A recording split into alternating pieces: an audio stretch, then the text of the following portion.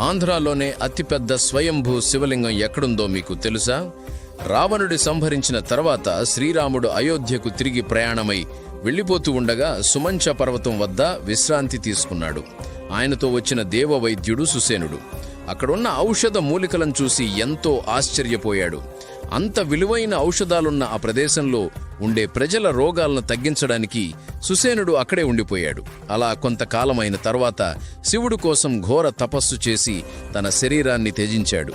కొన్ని రోజుల తర్వాత రాముడు హనుమంతుణ్ణి సుసేనుడు గురించి తెలుసుకోమని పంపించాడు.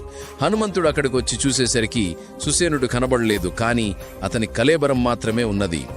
అతను శివ సాయుధ్యం పొందాడని భావించి పూలతోనూ జింక చర్మంతోనూ హనుమంతుడు ఆ కళేబరాన్ని పూడ్చాడు. తర్వాత శ్రీరాముడు సీతా లక్ష్మణులతో కలిసి అక్కడికి వచ్చి ఆ జింక చర్మాన్ని పూలను తొలగించి చూసేసరికి అక్కడొక శివలింగం ప్రత్యక్షమై ఉంది. రాముడు ఆ లింగాన్ని శుభ్రపరిచి పూజ చేయటం ప్రారంభించాడు. పూజ చేస్తున్నంతసేపు ఆ శివలింగం క్రమంగా పెరుగుతూ వచ్చింది. పూజ ఆపగానే ఆ శివలింగం పెరగడం ఆగిపోయింది. అదే ప్రాంతంలో ఉన్న రాజు ఎప్పటినుండో ఆ శివలింగానికి గుడి కట్టాలి అని అనుకుంటూ ఉండేవాడు. కానీ శివుడు కలలో కనిపించి, నేను ప్రజలకు ఎండల్లోనూ వానల్లోనూ ఇదే విధంగా దర్శనమివ్వాలి అని అనుకుంటున్నాను, నాకు ఎలాంటి గుడి అవసరం లేదు అని చెప్పాడు. ఇంకా అప్పటినుండి ఆ ప్రాంతంలోన ఆ శివలింగానికి ఎలాంటి